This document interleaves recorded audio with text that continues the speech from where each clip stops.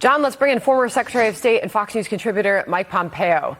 For many people who are just now learning of this story, it sounds terrifying. How is it possible two foreign nationals breach a military base, a Marine base, and we have so few information about this, Mr. Secretary?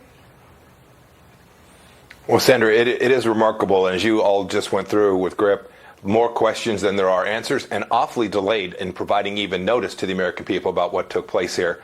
So something I think we still need to get answers because it matters. Think about this. This is now a pattern. You laid out a couple. There have been multiple instances precisely of this. Second, you saw the data on the borders. We've all seen it on Fox News. We've seen these people coming across. We have no idea where these foreign nationals are headed. And two of them headed to Quantico and attempted to breach the barriers at Quantico.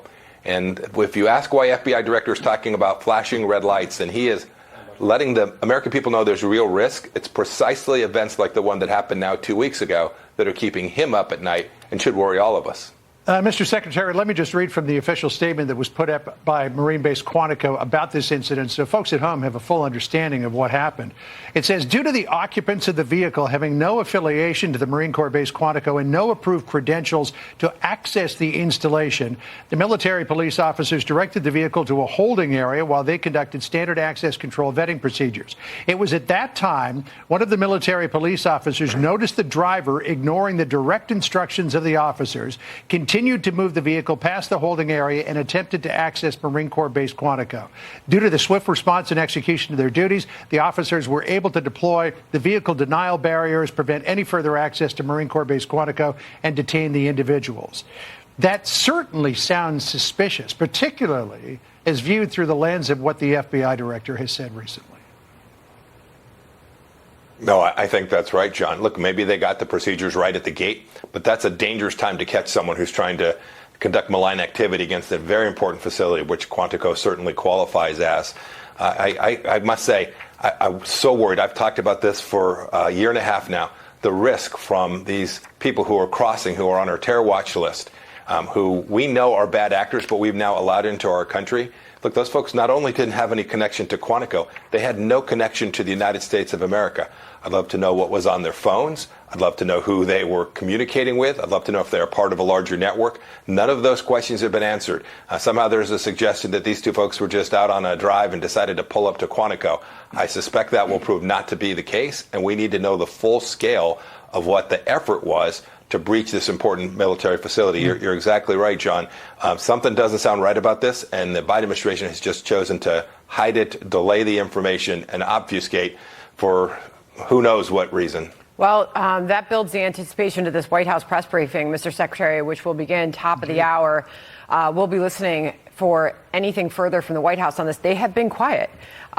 If they're hiding something, you're suggesting maybe they're hiding something. We don't know. We'll see how they answer the questions there in the briefing room. The known gotaways continue to swell. These are the numbers right now under Joe Biden. They were 387,000 a couple years ago. 2022, they grew to 606,000. 2023, 670,000. Under this presidency, we're nearing 2 million known gotaways. Why would it be so hard to confirm whether or not these two foreign nationals are on the terror watch list? Why would that be a difficult task? Oh, it's not. They know. They know who these people are now. They've had a chance to interrogate them. They've had a chance to interview them. They know precisely whether these people are on that terror watch list or not. The numbers are just staggering, and they create real risk. I must say, too, these are Jordanians. Sounds like Jordanian nationals. It's no longer Hondurans, Guatemalans, and people traversing up through Mexico. These are people from all across the world. The other incident you described were Chinese nationals. This is a global effort to breach our southern border, and we have no idea who they are and who they're working for and why it is they came here. So, Mr. Secretary, the two are in ICE custody pending removal proceedings. Here's what ICE said in a statement to Fox News. Deportation officers from ERO Washington, D.C.'s criminal apprehension program responded and arrested both individuals without incident. Both individuals will remain in ERO custody pending removal proceedings. Should there be a broader investigation here? Should the FBI be involved? Would the FBI be involved at this level? Should we not be shaking down every tree that there is around these folks to find out what the heck they were up to? Oh, of course, John. I assume the FBI is involved. It was a federal facility. I assume the FBI is very much involved in this. And you're right. Removal proceedings are what should happen after they're convicted for the crime that they committed, the crime they committed trying to breach an American military facility.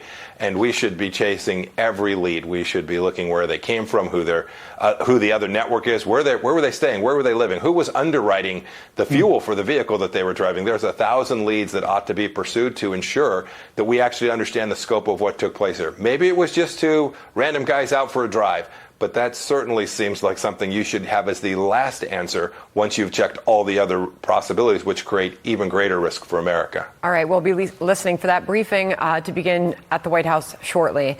Secretary Pompeo, thank you for joining us. Thank you. Appreciate it. Sandra, John, thank you all.